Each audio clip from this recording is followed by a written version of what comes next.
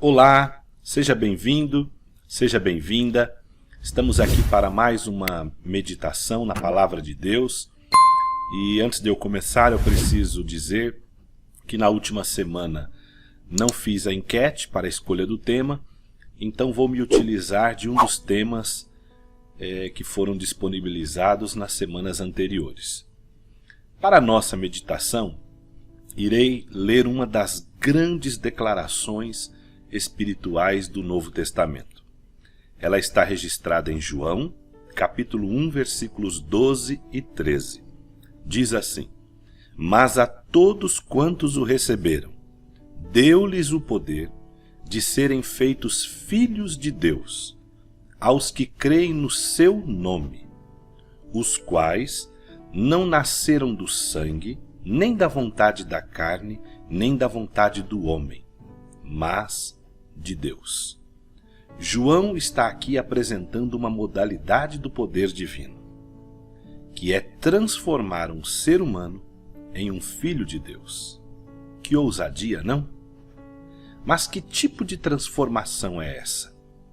Bom, trata-se de uma transformação metafísica, uma transformação da alma. É deixar de ser um ser humano natural e passar a ser um ser humano espiritual. Deus está propondo aqui uma participação nas suas virtudes. Paulo compara isso de forma muito prática. Lá em Gálatas, capítulo 5, nos versículos 17 a seguir, o apóstolo Paulo vai nos mostrar tendências. É preciso que se entenda claramente que Paulo está ali descrevendo tendências. Então, para Paulo, o ser humano natural, ele tem tendência a um tipo de comportamento. E que comportamento é esse?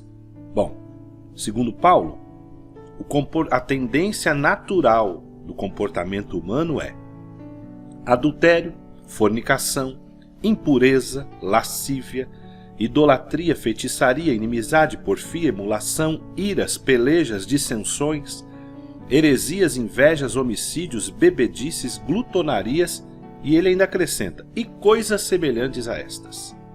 Então, segundo Paulo, o ser humano tem uma inclinação natural, uma tendência natural à prática dessas coisas, a esse tipo de comportamento. Mas o mesmo apóstolo vai dizer, nos versículos 22 e 23 de Gálatas 5, que o ser humano, quando passa por esse processo de transformação espiritual, que João vai chamar de filho de Deus, ele passa a ter uma tendência diferente. Então, podemos dizer que uma pessoa que já teve a experiência com o divino, já teve uma experiência com Deus, esta pessoa ela passa a desenvolver uma tendência diferenciada. E a tendência do comportamento desta pessoa, Paulo vai dizer que é, Gálatas 5:22, o amor, a alegria, a paz, longanimidade, benignidade, bondade, fé, mansidão, temperança, que temperança aqui é domínio próprio. Então Paulo vai deixar claro que contra essas coisas não existe lei. Então assim descreve Paulo um ser humano com tendências ao espiritual, com tendência de ser movido por Deus. A questão é, como saber se eu já fui transformado? Como saber se eu já sou um filho de Deus? Como saber se você já é um filho de Deus, uma filha de Deus? Bom, o apóstolo João, lá no texto que lemos inicialmente, vai apresentar as características de um verdadeiro filho de Deus. Assim, observando essas características, é possível saber se já somos ou não um filho de Deus. Em primeiro lugar, filho de Deus é aquele que recebe Jesus. João diz no versículo 12, mas a todos quantos o receberam. Chama a atenção aqui a palavra receber, porque infelizmente há um equívoco hoje em dia sobre esta questão de receber Jesus como Salvador. Jesus não quer ser Salvador, ele já é Salvador. Se olharmos, por exemplo, Mateus 18:11, está escrito lá: porque o Filho do Homem veio salvar o que se tinha perdido. Veja, ele veio salvar. Ele veio como Salvador. Ele já é o Salvador. Jesus é o Salvador do mundo. Em Atos capítulo 4, versículo 12, diz: e em nenhum outro há salvação, porque também debaixo do céu nenhum outro nome há dado entre os homens pelo qual devamos ser salvos. A questão não é se ele é Salvador ou não, porque ele já é. Mas a questão é se nós o recebemos como Senhor da nossa vida. Infelizmente, o apelo que muitas vezes se faz, até em algumas igrejas, ele corrobora para que haja uma má interpretação, um mau entendimento a respeito de Jesus como Salvador. Muitas vezes a gente vê pessoas oferecendo Jesus como se ele fosse um coitadinho. Olha, ele morreu ali na cruz, você não quer aceitá-lo? Não é assim. Jesus, quando esteve aqui exercendo o seu ministério, ele chamava as pessoas para segui-lo. Por exemplo, em Mateus capítulo 9, versículo 9, nós vemos exatamente Mateus sendo chamado por Jesus. E o texto lá diz que Jesus se aproximou dele e simplesmente disse: segue-me. E Mateus imediatamente levantou e o seguiu. Ele reconheceu ali o Salvador e resolveu se submeter ao seu senhorio. E esta é a diferença do verdadeiro Filho de Deus. O verdadeiro Filho de Deus é aquele que se submete ao senhorio de Jesus. Mateus 17:5 diz assim: e estando ele ainda a falar, eis que uma nuvem luminosa os cobriu. E da nuvem saiu uma voz que dizia: este é o meu Filho amado, em quem me comprazo. Escutai-o. Ou seja, a voz de Deus bradou do céu dizendo a todos que estavam ali: este é o meu Filho amado. Escutai-o. Jesus, ele quer ser Senhor da nossa vida. Salvador ele já é. É uma questão conceitual, ele é Salvador. Mas ele quer muito mais. Ele quer ser Senhor da tua vida, Senhor da nossa vida. O grande problema de hoje é que muitas vezes a gente recebe Jesus de forma fajuta, eu diria. Ele é um Senhor fajuto nas nossas vidas, porque a gente o recebe não como Senhor. É mais ou menos como a rainha da Inglaterra, que reina, mas não governa, sabe? Muitas vezes nós queremos que ele também seja assim na nossa vida. Não. Jesus, ele quer realmente governar. Ele quer realmente ser Senhor da nossa vida. Se Jesus é meu Senhor, eu lhe devo obediência. E eu preciso entender que ele não pede, ele manda. E aqui me vem uma grande questão. Qual é o grande mandamento de Jesus? Se olharmos para as Escrituras, descobriremos que o grande mandamento de Jesus é exatamente o amor. João 15:12 mostra Jesus dizendo: o meu mandamento é este, que vos ameis uns aos outros, assim como eu vos amei. O versículo 9 diz: como o Pai me amou, também eu vos amei a vós, permanecei no meu amor. E o versículo 17: isto vos mando, olha, isto vos mando, que vos ameis uns aos outros. O principal mandamento de Jesus é o mandamento do amor. E é interessante quando olhamos para o Novo Testamento e pensamos o que é que a Bíblia, o que é que os apóstolos, o que é que Jesus nos ensinou a respeito do amor. Bom, é exatamente por causa do amor que nós vivemos, diz as Escrituras. João 3,14, nós sabemos que passamos da morte para a vida porque amamos os irmãos. E ele ainda acrescenta: quem não ama seu irmão permanece na morte. Então no amor nós vivemos. Bom, nós sabemos que conhecemos a Deus exatamente por causa do amor.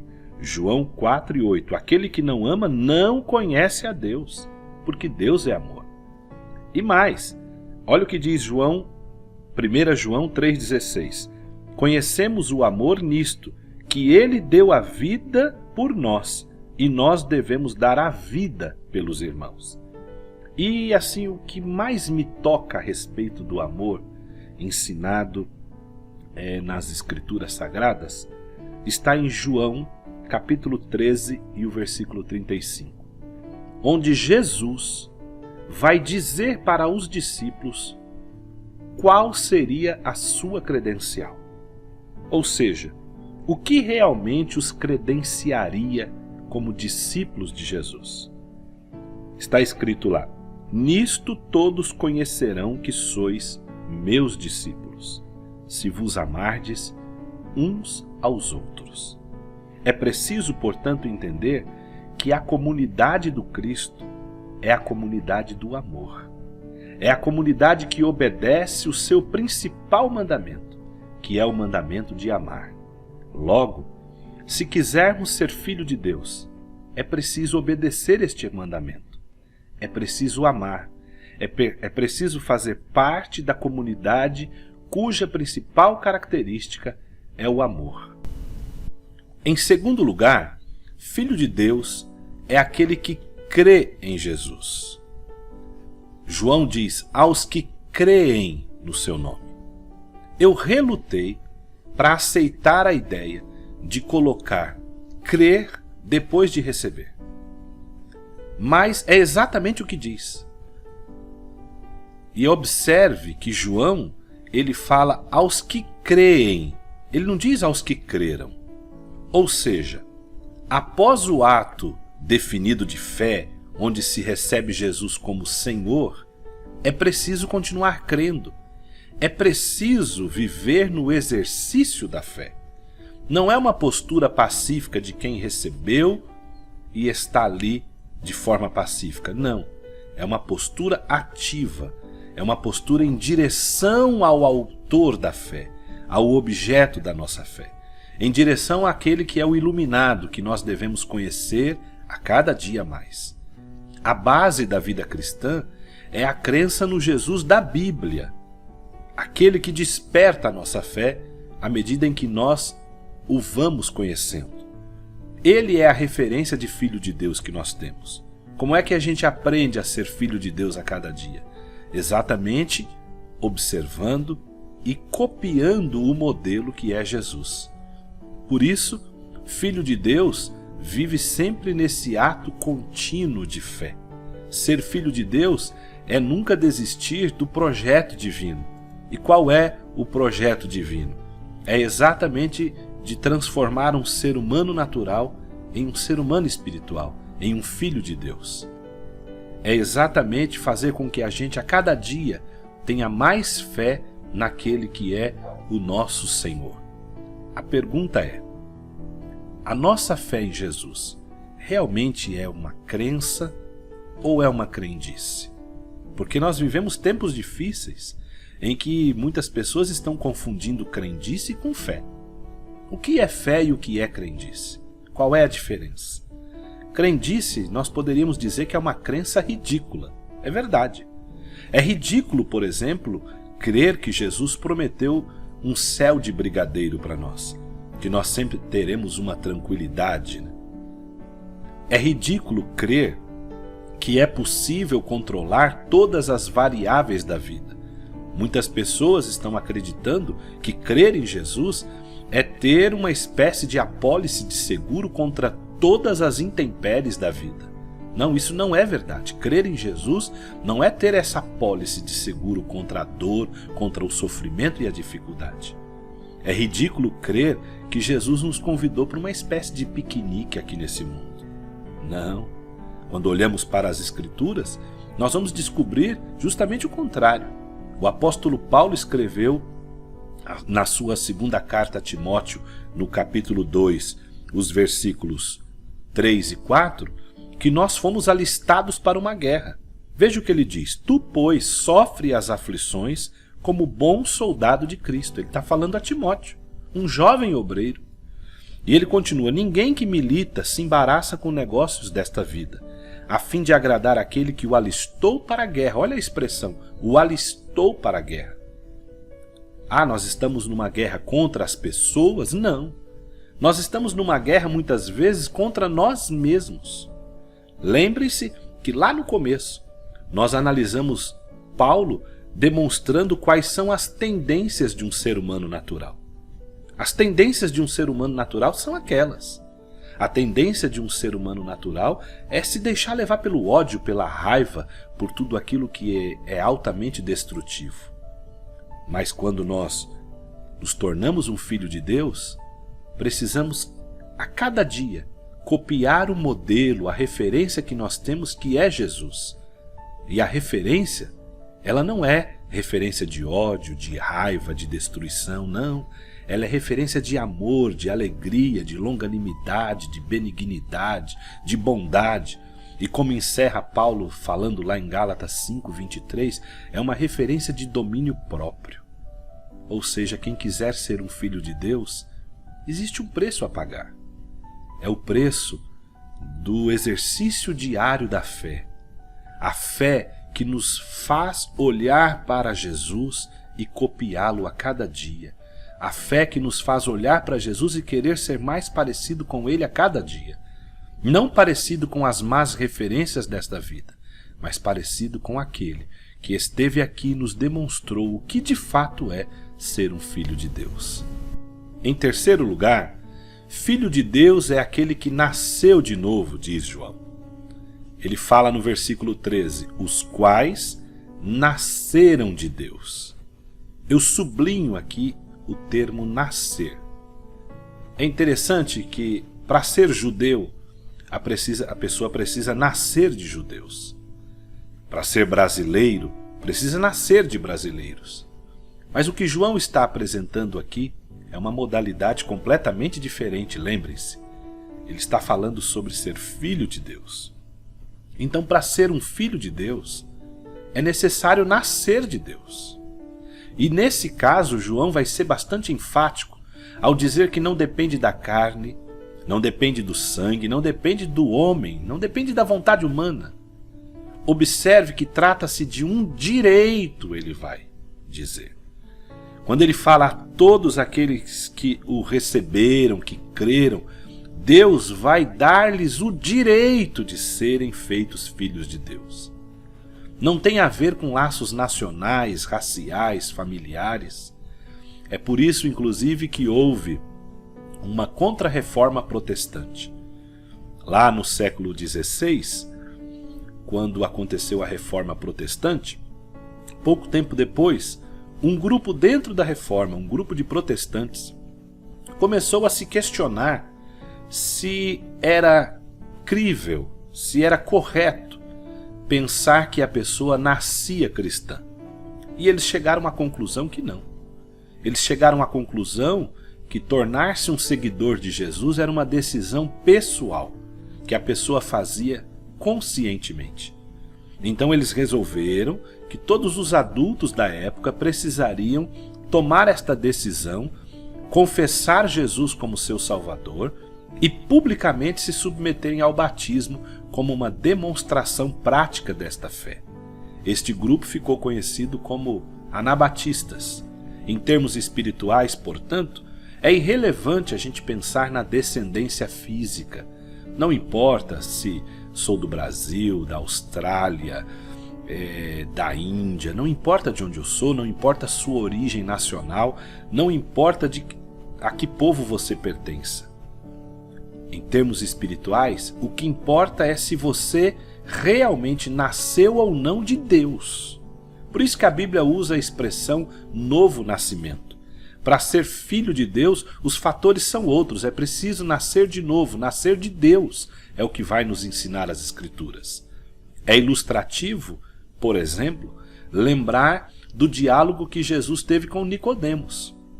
Nicodemos era uma pessoa da alta sociedade judaica, muito influente na religião judaica e que era doutor da lei, conhecia muito bem os parâmetros da lei judaica. Mas quando ele foi conversar com Jesus, Jesus falou para ele que era necessário nascer de novo. E Nicodemos ficou todo confuso, perguntou como é que seria possível ele voltar ao ventre da sua mãe e nascer outra vez. Jesus vai falar para ele exatamente o seguinte, João 3,6. O que é nascido da carne é carne, e o que é nascido do Espírito é Espírito. Jesus estava falando sobre uma regeneração. Ou seja, o Filho de Deus é aquele que nasceu de uma profunda experiência com o Espírito Santo. Uma experiência impactante que mudou seus valores, mudou seus paradigmas, mudou seus padrões. Essa regeneração, ela produz uma mudança. Nós vemos essa mudança no capítulo 9 de Atos dos Apóstolos, na pessoa de Saulo.